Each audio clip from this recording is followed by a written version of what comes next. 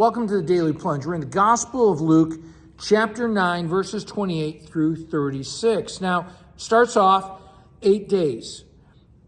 8 days is a biblical allusion to eternity. Jesus himself is resurrected on the 8th day.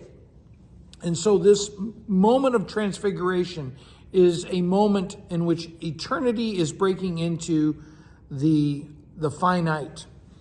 And it's 8 days after Jesus said that the Son of God must suffer, must be rejected, must be crucified, and must be raised.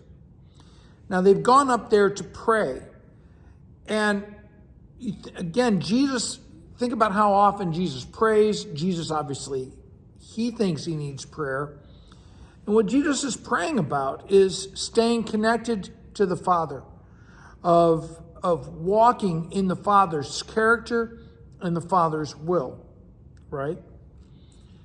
And then as he's praying, it says his face changed, his clothes became bright as lightning.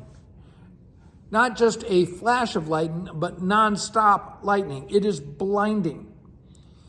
And really what's happened is that the glory of God has come upon him. Because Jesus Christ has glory as he is connected to the Father, right? As he's transformed, there's two men who are there.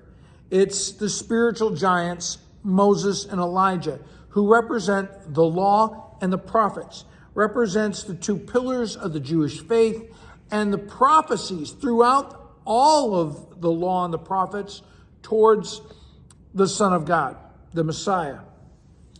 They're talking with him. I imagine that perhaps they are encouraging him in his commission. They also are appearing in glorious splendor, right? The glory of God. Because it's not their glory. They didn't bring it with them to heaven. It's the glory of the Father. And as they are about to talk about his departure, well, what is the departure for Jesus? It is the cross. They are talking about his work on the cross, his resurrection, and then ascension. And that he is it says he's going to be bringing fulfillment at Jerusalem, that he is going to be fulfilling all the prophecies of the Messiah there in the cross.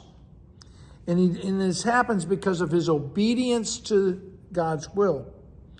It talks about how the disciples, at first are very sleepy, and they have, and they're in prayer and their eyes glaze over. And it's really easy for us to pick on the disciples. But I think a better sense of this is that, it talks about the cloud of God's presence overshadowing them, just like the presence of the Lord overshadowed Mary. And what that means is that the presence of God, I think I would interpret this like a heavy blanket, that, there's just this peace and tranquility that comes upon them that gives them deep rest, because our rest is in the Lord. Now, but they are become fully awake when there's the lightning and all the splendor. And Peter says, let's build some booths here so we can stay longer, because we want to stay in this glory. When then God the Father, and he identifies himself as God the Father, because this is my son, right?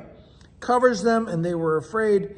And the voice says, he is my chosen son, and you are to listen to him.